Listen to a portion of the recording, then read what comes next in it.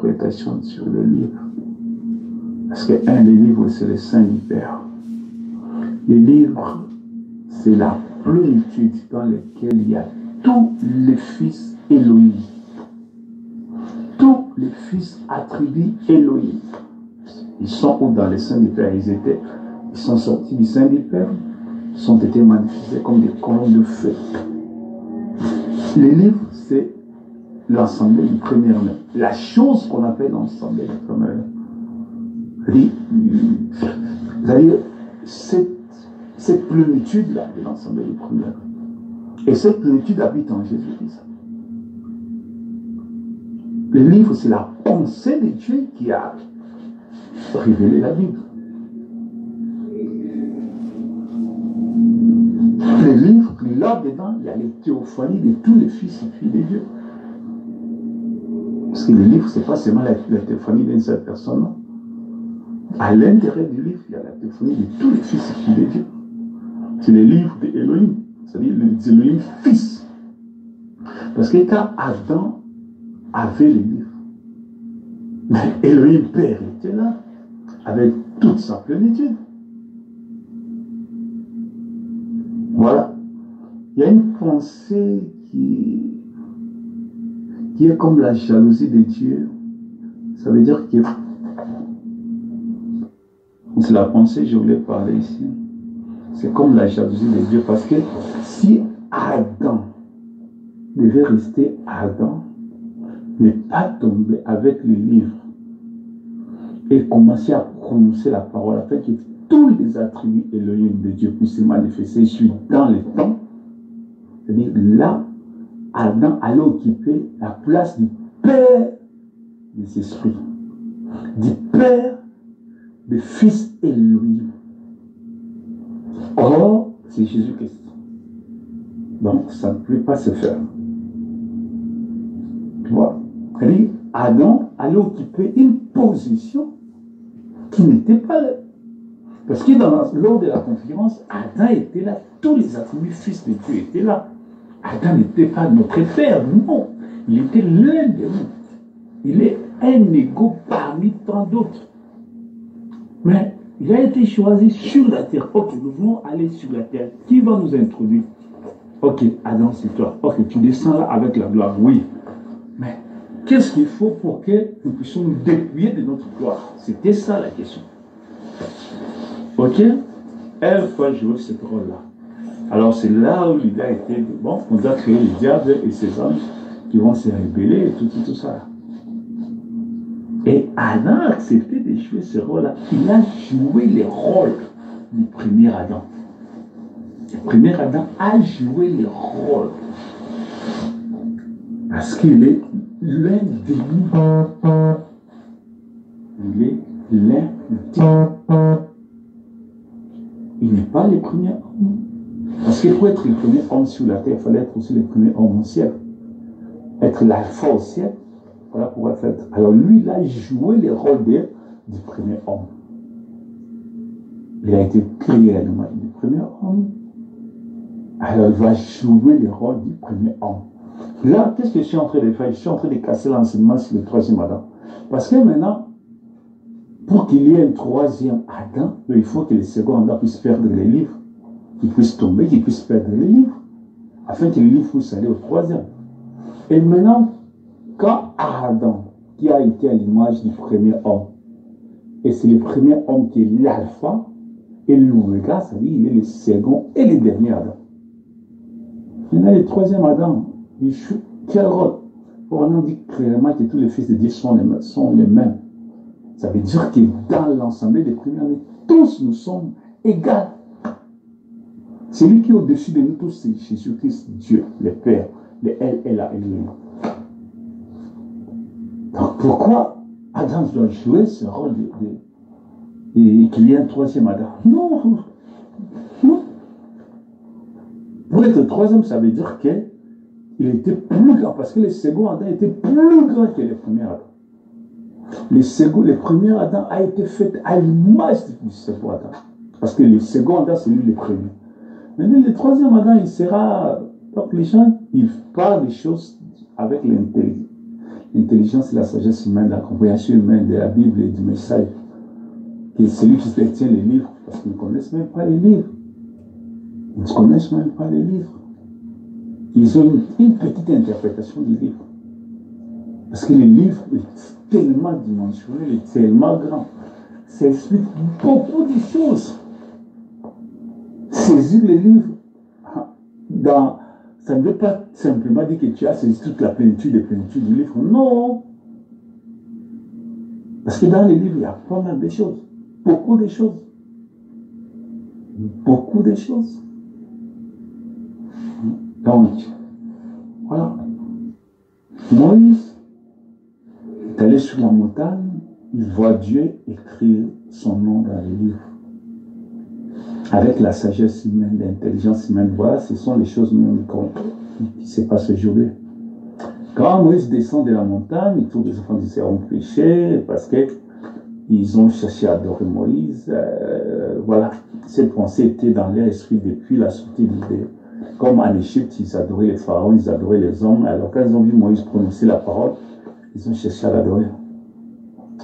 Alors, ils avaient cette adoration dans leur pensée, ils marchaient avec ça comme ça. Alors, quand Moïse est allé sur la montagne, c'est comme ça, ils ont dit que notre Dieu est parti. Aaron, fais-nous un autre Dieu. Parce que ces gens qui ont dit ça, ils adoraient Moïse dans leur pensée. C'est la même pensée qu'aujourd'hui, les gens adorent Branham, d'autres secrètement, en pensée, d'autres à travers les photos, d'autres dans les renseignements, voilà. Moïse va dire à Dieu, enlève mon nom dans les livres que tu as écrits là. Parce que Moïse avait vu les livres. Il n'a pas touché les livres, mais il avait vu les livres. L'interprétation de Moïse, c'est l'interprétation que les gens ont aujourd'hui sur les livres. Ils pensent que c'est un livre où on écrit les noms, parce qu'il a vu les symboles du livre. Il a vu les symboles de quelque chose. Ce que vous voyez là, c'est les symboles de quelque chose qui a été fait avant la fondation du monde. Ça veut dire que ce n'est pas dans les temps que tu vas demander qu'on efface ça, non. Tu vois, c'est dire, et même ce que Moïse disait à Dieu, enlève mon nom, ça veut dire que fais-moi que je puisse disparaître de l'existentialisme, que je n'existe plus. C'est impossible. Tu es une partie de Dieu. Comment Dieu... Donc, il ne connaissait absolument rien. C'est l'interprétation que les gens ont aujourd'hui sur les livres. Voilà pourquoi même, quand tu lis partout, tu renseignes toutes les définitions que Frère donne sur les livres. Ici, il parle comme ça, l'autre il parle comme ça, l'autre il parle comme ça, l'autre il parle comme ça, l'autre il parle comme ça. Parfois même, il dit qu'Adam, c'est les livres. Donc, c'est tellement profond, les livres. C'est tellement profond l'interprétation des livres. C'est dimensionnel, c'est tellement profond. Tu vois? Donc, Adam n'était pas le premier. Et Ève exerçait le ministère d'Adam, c'est-à-dire avant la chute, être commandé, il parlait, il faisait déplacer les arbres. Mais quand Ève est tombée, parce que la création n'était pas connectée à Ève, Ève n'avait pas les livres, mais Ève avait la théophanie, mais Ève n'avait pas les livres. Quand Ève est tombée, sa théophanie est rentrée vers Adam, dans le livre. Et puis c'est là où sa théophanie était venue. Dans Genèse, on n'explique pas que Adam avait les théophanies de tous les fils et les fils de Dieu. On voit seulement que c'est Ève qui est sortie. Donc, son attachement avec les livres, vraiment c'est profond, c'est difficile. C'est difficile à comprendre, c'est pas tellement profond. Parce que quand Ève a tombé, la théophanie d'Adam, Ève est rentrée vers Adam. Parce que c'est de là où il était sorti. Avoir la plénitude du livre, ça veut dire avoir l'ensemble des premières nées avec toi. Ça veut dire qu'Adam allait prononcer la parole et Adam ne pouvait pas faire ça parce qu'il n'était pas Jésus-Christ. Pourquoi j'ai dit il y a la pensée de Dieu comme si la jalousie de Dieu. Mais d'autre part, Adam seulement a été choisi pour jouer ce rôle-là. Et ça devait s'arrêter, puis là, ça s'arrête là. Afin que tous les fils de Dieu puissent être manifestés dans l'âge de l'humiliation, qui est la dispensation du temps dans laquelle nous nous trouvons ici sur la terre, pour être testés et prouvés, afin que nous puissions rentrer dans la gloire comme étant des vainqueurs. Quand Adam n'était pas un vainqueur dans le jardin d'Éden, non. Il n'est pas rentré dans les jardins d'Éden comme un vainqueur, non. Il est sorti de la pensée de Dieu. Et puis, il est entré dans l'âge de l'innocence. Mais nous, quand nous rentrons dans les jardins d'Éden, nous rentrons comme des vainqueurs. Nous avons l'expérience. Nous avons le témoignage de la grâce de Dieu, de l'amour de Dieu. Donc nous avons expérimenté quelque chose. Et Adam n'avait pas expérimenté. Alors, le second Adam qui était le premier, le livre, c'est la nuée. Le livre, c'est la nuée dans lequel tous les fils et filles de Dieu qui étaient les pensées éternelles de Dieu se sont manifestés là-dedans, qui sont les habitants de la nuée. Hein? Le livre, c'est le Saint-Esprit, qui est le Saint du Père. Donc, quand on parle sur tous les attributs du livre, c'est tellement grand, c'est tellement profond.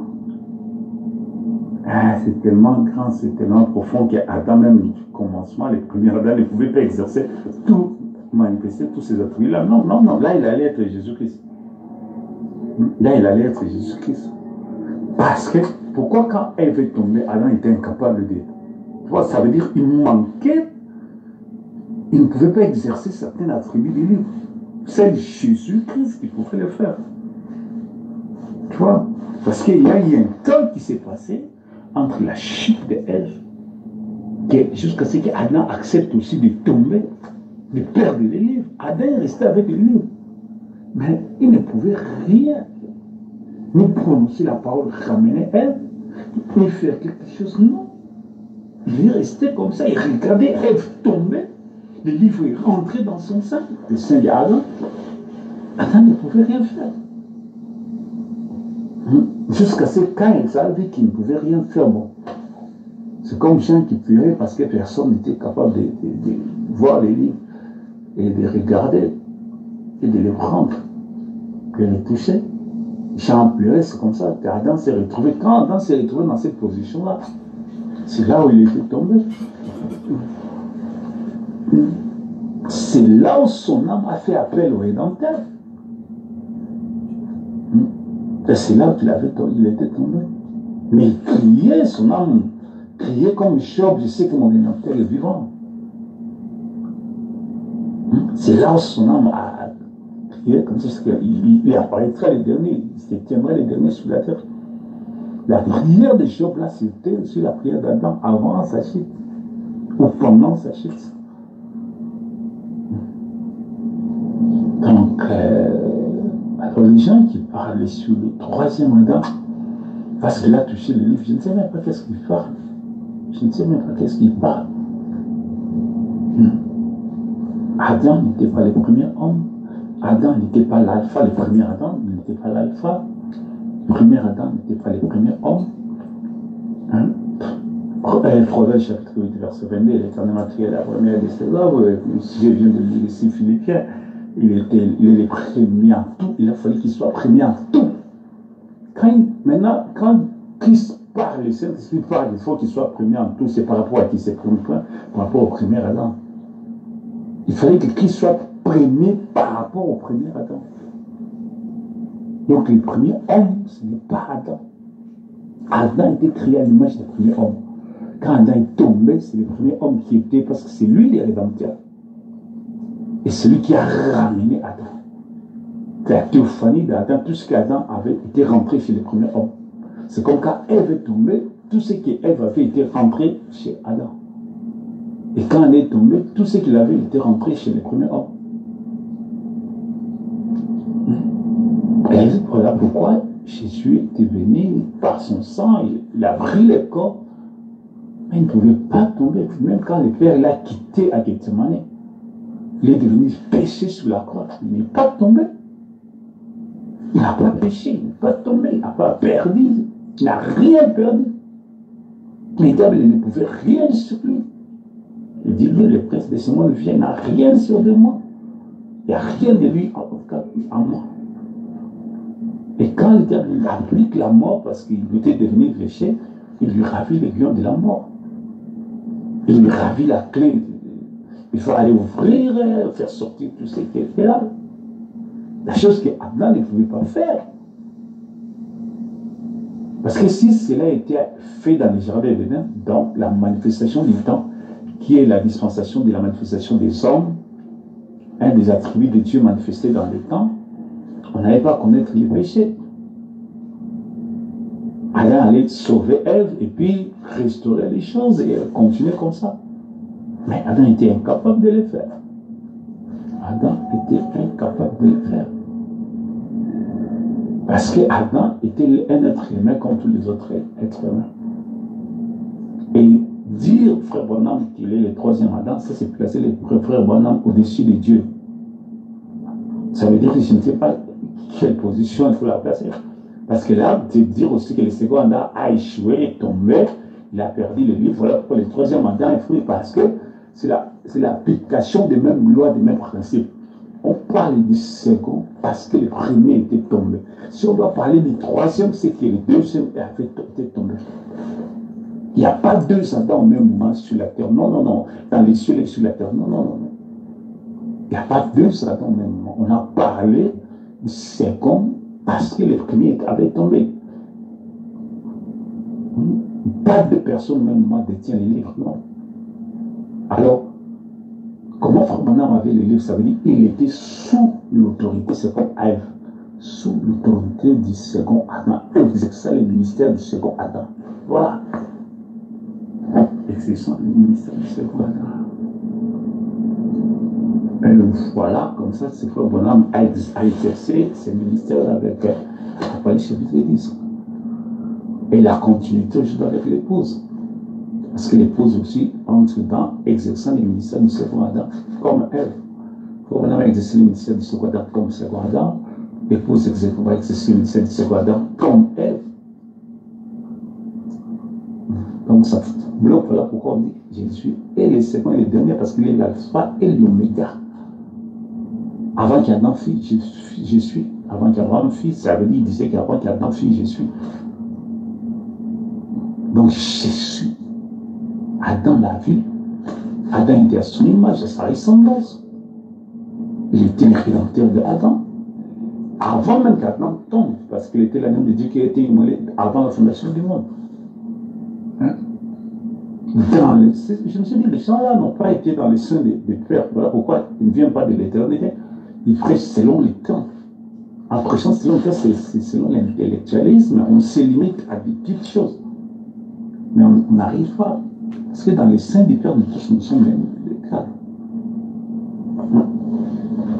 Oh, mon Dieu.